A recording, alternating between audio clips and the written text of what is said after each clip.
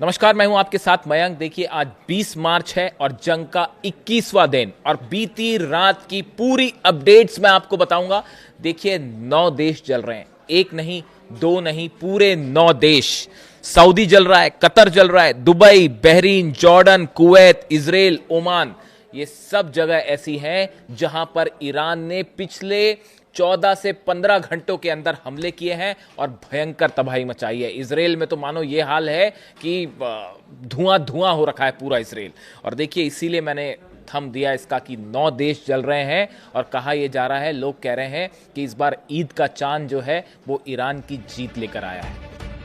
देखिए, कल Benjamin Netanyahu ने इजराइल में प्रेस कॉन्फ्रेंस की और उन्होंने खुले तौर पर कहा कि ईरान की मिसाइल्स बेहद खतरनाक हैं और उन्होंने एक प्रकार से ईरान की मिसाइल्स का लोहा मान लिया। उन्होंने ये भी कहा कि डोनाल्ड ट्रंप ने उनकी बातों में आकर ईरान पर हमला नहीं किया, बल्कि ये डोनाल्ड ट्रंप का और अमेरिका का खुद का फैसला था। उसी तरह एक प्रेस कॉन्फ्रेंस में डोनाल्ड ट्रंप ने ये बात कही कि जिस तरह से ईरान ने 10 देशों पर हमला किया, उसे देखकर वो भी हैरान है, अमेरिका भी हैरान है। यानी एक प्रकार से ये कहा जा रहा है कि डोनाल्ड ट्रंप और नेतन्याहू ने एक प्रकार से सरेंडर कर दिया है और ये ईरान की बहुत बड़ी जीत है।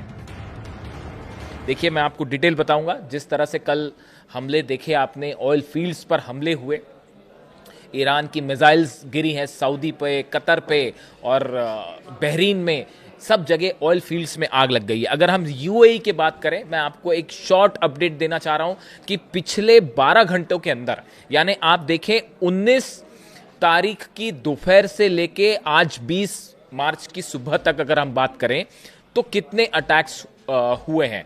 देखिए, यूएई में 13 मिसाइल्स गिरी हैं, कतर में 14 मिसाइल्स गिरी हैं, बहरीन में अमेरिकी बेस पर फिर हमला हुआ है और 5th फ्लीट के ऊपर फिर से मिसाइल मारी गई है। यानी बहरीन में तो जो नेवी का 5th फ्लीट है उसका तो हाल बेहाल है, वो संभलते हैं इसके पहले अगला हमला हो जाता है।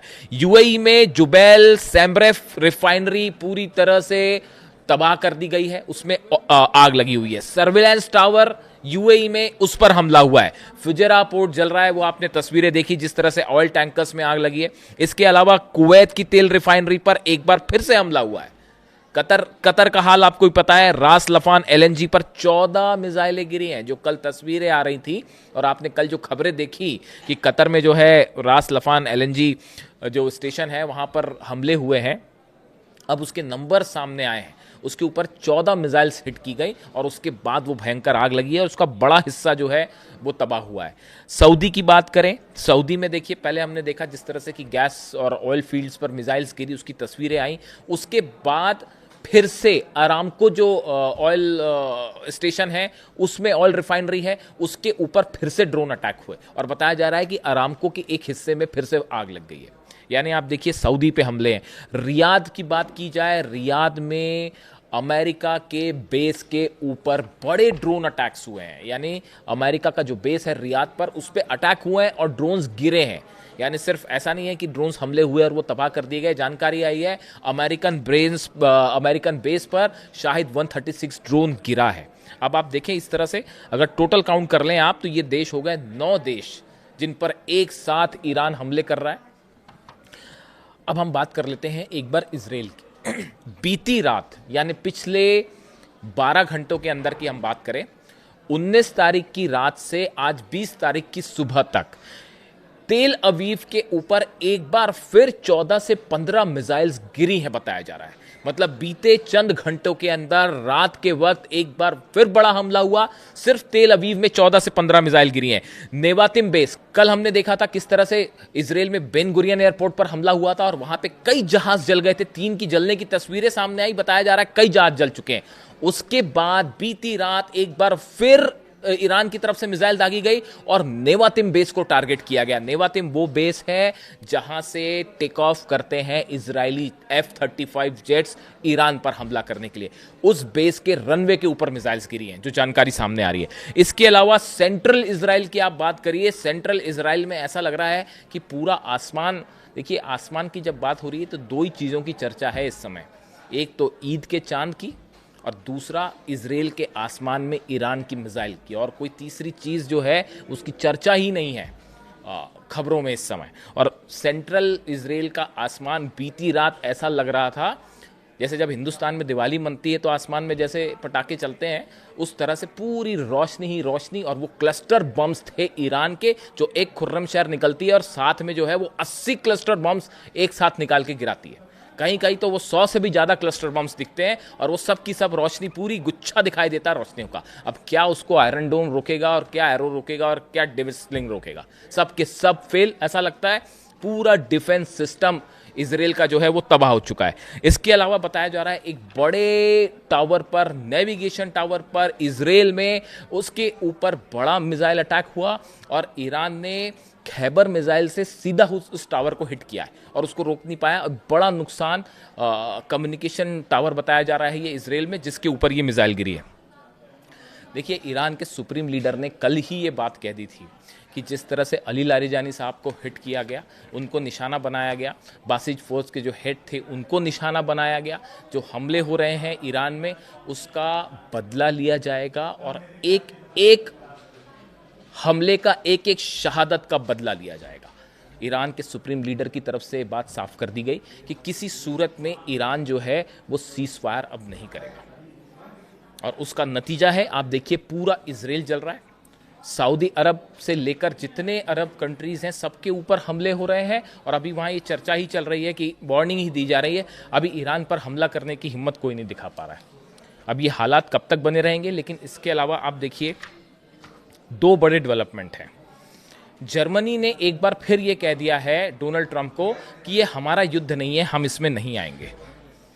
दूसरी तरफ अमेरिका की तरफ से ये खबरें हैं, सोर्सेस से बताया जा रहा है कि रशिया, ये जो अटैक्स हो रहे हैं, देखिए बड़े पिन पॉइंटेड अटैक्स हैं। आप देखिए, जितनी ऑयल इंडस्ट्री है मिडिल ईस्ट की और जो बड़ी रिफाइनरीज हैं खासकर अरेबियन कंट्रीज में, इन सब की सुरक्षा के लिए डिफेंस सिस्टम लगाए गए थे, पेट्रियट सिस्टम लगाए गए थे। इन देशों के पास अपने डिफेंस सिस्टम है, वो लगाए गए थे। कई जगह जो थार्ड है वो भी लगाए गए थे। लेकिन ये सबके सब डिफेंस सिस्टम पूरी तरह फेल है। आप देखिए, पहले जो हमले हुए, आप अगर देखें बंच में हमले हुए, सबसे पहले शाही ड्रोन निकाले गए। वो ईरान ने कहा है हमारे पास जो पुराने ड्रोन थे उनसे हमले हो रहे थे, तो इन्होंने बड़ी संख्या में करीब 5000 ड्रोन ऐसे रिलीज कर दिए जो बताया जाता है कि पुराने ड्रोन्स थे और जिनको इंगेज करने में ही अमेरिका और अरब देशों की आधे से ज़्यादा जो इंटरसेप्टर्स है वो ख़त्म हो गए। उसके बाद मिसाइल से हमले हुए। मिसाइल से हमले कहाँ होते हैं? अल उदैद बेस के नेविगेशन डोम को उड़ा दिया। बहरीन का जो टावर था बड़ा, जो कि अलर्ट देता था कि कहाँ से हमले हो रहे हैं, उसको उड़ा दिया। कहीं पे जो है वो सऊदी के रडार पर हमला हो गया। यानी आप देखिए, जितने अलर्ट करने वाले सिस्टम थे, वो चाहे जॉर्डन हो, चाहे इराक हो, चाहे कुवैत हो, बहरीन हो, सऊदी हो, यूएई हो, सब पर चुन चुन के हमले हुए। यानी डिफेंस सिस्टम को पूरी तरह से ब्लोन अप कर दिया।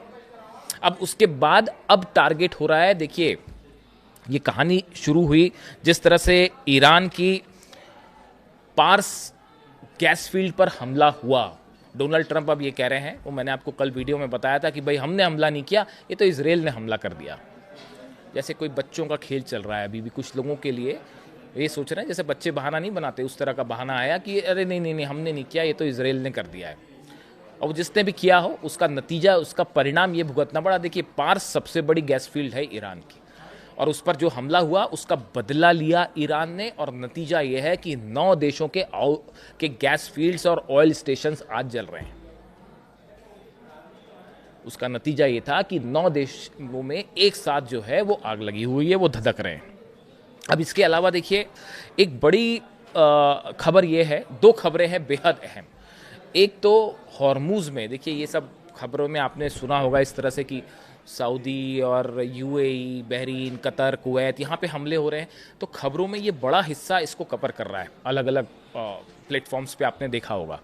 लेकिन इसके बीच में हॉर्मूज में भयंकर जंग चल रही है, भयंकर जंग चल रही है। और देखिए, जिस तरह से अमेरिका की तरफ से हमले ये हुए हैं पिछले कुछ चंद घंटों की बात कर रहा हूँ मैं आपको फिर रिपीट कर रहा हूँ तारीख। आज 20 तारीख है, 20 तारीख की सुबह मैं वीडियो बना रहा हूँ। 19 तारीख को की रात को और 19 की शाम को अमेरिका की तरफ से 2-3 बहुत बड़े हमले हुए हैं हॉर्मूज में। देखिए, जिस तरह से केशम, मैंने आपको बताया था, केशम जो आइलैंड है उस पर बड़ा निशाना हो रहा है। उसके अलावा खार्क को एक बार फिर निशाना बनाया जा रहा है और यहाँ पर अमेरिका की तरफ से 2000 किलो से लेकर 5000 किलो तक के बॉम्ब्स ड्रॉप किए गए हैं। ये जो ईरान के हमले हो रहे हैं, इससे एक ऐसा मैसेज जा रहा है, मान लो ईरान जो है वो भारी पड़ गया है अमेरिका पे, इजराइल पर और 9 देशों पर। इसीलिए मैंने ये बात कही थी कि ईद का चांद जो है, ऐसा लग रहा है कि वो तो ईरान की जीत ले आया है। बहुत से लोग ये कह रहे हैं, मुझसे कहा कई लोगों ने कि इस बार जो ईद का चांद जब भी आप देखें या उसकी चर्चा भी करें या ईद की बात करें तो ये ईद जो है ईरान की जीत लेकर आई है। इस तरह की लोग बात कर रहे हैं। अमेरिका में जिस तरह से वो सस्पिशियस ड्रोन दिखाई दिए गए, उसके बाद पूरे अमेरिका में पैनिक कि भाई कैसे अंदर आ गए, ड्रोन कहाँ से आ गए, और 2 मंत्रियों के सिर पर घूम के चले गए वो भी एक अपने आप में बड़ी हैरान करने वाली बात है। लेकिन इस बीच में देखिए, जहाँ हॉर्मुज़ की बात है, हॉर्मुज़ में बड़ी सारी टनल्स हैं ईरान की जो कि समंदर के नीचे है। कई सारी मिसाइल सिटीज़ हैं। मैंने आपको पहले बताया था हॉर्मुज़ में ट्रम्प का प्लान बड़ा साफ है कि पहले एंट्री और एग्जिट पॉइंट्स पर हमले हों, उसके बाद जो पहले जितनी टनल्स हैं, हथियारों के अड्डे हैं, उनको तबाह किया जाए, फिर एंट्री और एग्जिट पॉइंट पर हमले किए जाएं, फिर उसके बाद ट्रिपोली वहाँ बस पहुँचने वाला है। जो नया जहाज़ आ रहा है जापान से, वो 2 तो निकल लिए, अब्राहम लिंकन भी निकल लिया है और जिरल्डार फोर्ड भी जो है उसमें तो आग ही लग गई है। और अब बात कन्फर्म हो गई है कि ईरान ने हिट कर दिया उसको, और वो जो है ग्रीस पहुंच गया है। वो आप आग ही नहीं बुझ पा रही उसमें, पता नहीं कितने दिन पहले हिट हुआ था, वो उसमें आग ही नहीं पूछ पा रही है। तो वो जो है वो अपना अलग, ये 2 जहाज पीछे हो गए हैं। INS USS ट्रिपोली का इंतजार है, जिसमें मरीन्स है 2000, वो आके वहां पे लैंड करेंगे या कैसे प्लान होगा वो पता नहीं, वो शायद अमेरिका और ट्रंप जाने कैसे प्लान होगा। लेकिन इस बीच में हैवी बम्बार्डमेंट हो रहा है, जैसा कि कल बयान आया, पीट हेग्सेथ का बयान, रक्षा मंत्री का बयान आया कि बड़े हमले हो रहे हैं ईरान पर, और वो वाकई हो भी रहे हैं। लेकिन इस बीच ईरान की तरफ से भी एक बड़ा दावा किया गया है कि हॉर्मुज़ में जो स्ट्रैटेजिक पोजीशन पर हमले किए गए अमेरिका के द्वारा, बंकर बस्टर बम्स पे इसके ज़रिए जो हमले हुए हैं, उसमें ईरान की मिसाइल सिटीज़ को कोई खासा नुकसान नहीं हुआ है। मैं सिर्फ हॉर्मुज़ की बात कर रहा हूँ। ये ईरान के सोर्स से खबर आई है कि अमेरिका ने जो बंकर बस्टर्स बम गिराए, खासकर हॉर्मुज़ के आसपास समंदर के नीचे जो मिसाइल सिटीज़ हैं उस पर कोई खास नुकसान नहीं हुआ है। और ये बड़ा सेटबैक है अमेरिका के लिए। देखिए, अब B-2 बॉम्बर्स से और B-52 से बंकर बस्टर्स गिराने के अलावा और कोई चारा नहीं बचा। F-35 जेट से वो मिसाइल सिटीज़ तबाह हो नहीं सकती। अब आप कितने बंकर बस्टर्स बम गिराएंगे, और ईरान में कहाँ कहाँ मिसाइल सिटीज़ हैं, ये खोजना बेहद मुश्किल है, असंभव सा काम है। जब वो छोटे से गजा में जो सुरंगें बना रखी थी वो खोजना मुश्किल हो जा रहा था, तो इतने बड़े ईरान में मिसाइल सिटीज़ को खोज के उस पर हमले करना, और वो कितने फीट ज़मीन के नीचे है, बंकर बस्टर जा पाएंगे नहीं जा पाएंगे, बड़ा चैलेंज है। इस बीच डोनाल्ड ट्रंप को एक बार फिर एडवाइस की गई है कि अगर आप वहाँ सोल्जर्स भेजते हैं तो बड़ी कैजुअलिटी के लिए तैयार रहिए। करीब 6 से, देखिए टोटल सेना तो 10 लाख से ज़्यादा है ईरान की, जो इस मोड में है कि तुरंत हमला करें। लेकिन बताया जा रहा है कि ईरान ने 6 लाख सोल्जर्स को इस पोजीशन में रखा है कि किसी तरह का भी ग्राउंड ऑपरेशन होगा उसकी भी एक बड़ी तैयारी कर ली गई है कि अमेरिका की अगर ग्राउंड फोर्सेस आती हैं और किसी तरह के मरीन्स उतरते हैं तो उनको कैसे घेरना है, उन पर कैसे हमले करना है, बड़ा प्लान तैयार है इसका। और इसी तरह की कोई भी कोशिश एक ऐसी जंग छेड़ेगी जो शायद इतिहास में पहली बार देखने को मिलेगी, खास तौर पर मिडिल ईस्ट में। इसके अलावा देखिए, बुशर पर हमले हुए हैं, जिसमें ये भी दावे हो रहे हैं कि वहाँ पर कुछ रशियन साइंटिस्ट भी मौजूद थे। अब इसके बारे में अभी रशिया की तरफ से क्या कहा जाता है उसका इंतज़ार है। बुशर न्यूक्लियर प्लांट है जो कि रूस की मदद से चलता है, उसके ऊपर हमले हुए हैं। ऐसा दावा है कि उसमें कुछ रशियन साइंटिस्ट भी मौजूद थे। उनकी क्या स्थिति है इस बारे में अभी कोई बयान नहीं है। इसके अलावा आप देखें कि चीन जो है, एक बड़ी इसमें डेवलपमेंट ये भी है, जिस तरह से खबरें आई कि चीन जो है वो उसको कहा गया है कि किसी तरह से आप ईरान को रोकिए। अब इसमें चीन का क्या कंट्रीब्यूशन है, पर्दे के पीछे बहुत सारी चीज़ें हो रही हैं। कई देश बातचीत कर रहे हैं, 9 देशों की बात ईरान ने ठुकरा दी है, सिरे से खारिज कर दिया है। अमेरिका इजराइल की तो बात सुनने का सवाल ही नहीं है। अब उसके बाद ऐसा कहा जाता है कि ये जो तेल के दाम आसमान छू रहे हैं, वो उनको कैसे कंट्रोल किया जाए, इकॉनमी पर को कैसे, हालात पर नियंत्रण कैसे लाया जाए, इसके लिए चीन से कोशिशें हो रही हैं कि किसी तरह से ईरान को रोका जाए। लेकिन फिलहाल ईरान के सुप्रीम लीडर ने, जुम्मा है आज, साफ कर दिया है, जुम्मे पर मैसेज साफ कर दिया है कि किसी सूरत में जो है ईरान सीज़फायर नहीं करेगा और जंग नहीं रुकेगी। लेकिन इस पूरे हालात के बीच में चीन बड़ी जो है बारीकी से ये भी देख रहा है कि अमेरिका की कहाँ कहाँ कमजोरियाँ हैं, कहाँ कहाँ अमेरिका की फोर्सेस फेल हो रही हैं, कैसे उनके डिफेंस सिस्टम तबाह हो रहे हैं, कैसे फाइटर जेट्स पे हमले हो रहे हैं लेकिन वो ईरान का कुछ खास नहीं बिगाड़ पा रहे। हमले हो रहे हैं, तबाही हो रही है, लेकिन सत्ता परिवर्तन नहीं हो पा रहा। अब आगे ट्रंप क्या करेंगे? देखिए, चाइना इसको बड़े माइन्यूटली फॉलो कर रहा है। बड़ी वजह यह है कि कल को वो ताइवान पर हमला करता है तो ये देखना है कि अमेरिका की गलत लूप होल्स कहाँ है और कैसे उसका फायदा उठाया जाए। वो चीन की एक अलग प्लानिंग चल रही है और अमेरिका के कुछ सेनेटर बार बार ये कह रहे हैं कि अगर चीन ने कुछ कर दिया तो आपके पास, आप ना घर के रहेंगे ना घाट के रहेंगे, कुछ नहीं बचेगा। अब ट्रंप के पास ऑप्शन क्या है? हवाई हमले जारी रखें, वो तो चल रहे हैं, उससे सत्ता परिवर्तन होगा? नहीं होगा। ग्राउंड ऑपरेशन करें, भयंकर कैजुअलिटी होगी अमेरिकन सोल्जर्स की। 6 लाख सैनिक एकदम कफन बांध के तैयार खड़े हैं ईरान के वेलकम करने के लिए। आप आइए, फिर क्या होगा? ग्राउंड ऑपरेशन खतरे में। तीसरी ऑप्शन जिसकी बड़ी चर्चा है कि हो सकता है लेबनान के कोला एरिया में हूं और आप देख सकते हैं कितनी तबाही हुई है यहाँ। अब हमने बड़ा नुकसान पहुंचा दिया ईरान को, अब हम वापस चले। इसकी सबसे ज़्यादा संभावना लग रही है कि ट्रंप जल्दी ही इस तरह का कुछ अनाउंसमेंट करके अपना ये लाव लश्कर लेके निकल जाए और फंस जाएंगे नेतन्याहू और इजराइल। उनका क्या होगा, उनको कौन बचाएगा? अब वो खुदा ही जाने कि उनका क्या होगा। इसके अलावा आप देखिए 2-3 बड़े डेवलपमेंट। ऑयल प्राइसेस जिस तरह से आगे आसमान छूने लगे हैं, जिस तरह से कमर्शियल ठिकानों पर हमले हो रहे हैं, ऑयल और गैस निशानों पर ठिकानों पर हमले हो रहे हैं, इसने बात साबित कर दी है जो ईरान ने कहा था कि अब ये इकोनॉमिक वॉर होगा। आर्थिक युद्ध छेड़ दिया है ईरान ने। बाकी के जो जंग हो रही थी वो तो हो रही थी और इसकी वजह से मैंने आपको पहले भी बताया था कि अगर आपने इकोनॉमी को चोक कर दिया या आपने अमेरिका की गर्दन पकड़ ली। और इस मामले में एक्सपर्ट्स ये बता रहे हैं कि ये आर्थिक जो युद्ध है इस पे ईरान भारी पड़ता दिखाई दे रहा है अमेरिका पे। अब देखना ये है कि अरब देश कैसे रिस्पॉन्स करते हैं, अमेरिका क्या रिस्पॉन्स करता है, और इजराइल का जो हाल हुआ है बीती रात, एक बार फिर उसे देख के लगता है कि इजराइल में एक बार फिर बड़े सवाल उठ रहे हैं। कई बड़े लोगों के जिंदा रहने को लेकर अभी भी सवाल है, नाम आप खुद समझ सकते हैं। वहाँ से जो भी अपडेट होगा मैं आप तक पहुँचाऊँगा। कमेंट करके बताइए वीडियो कैसा लगा। Thank you so much.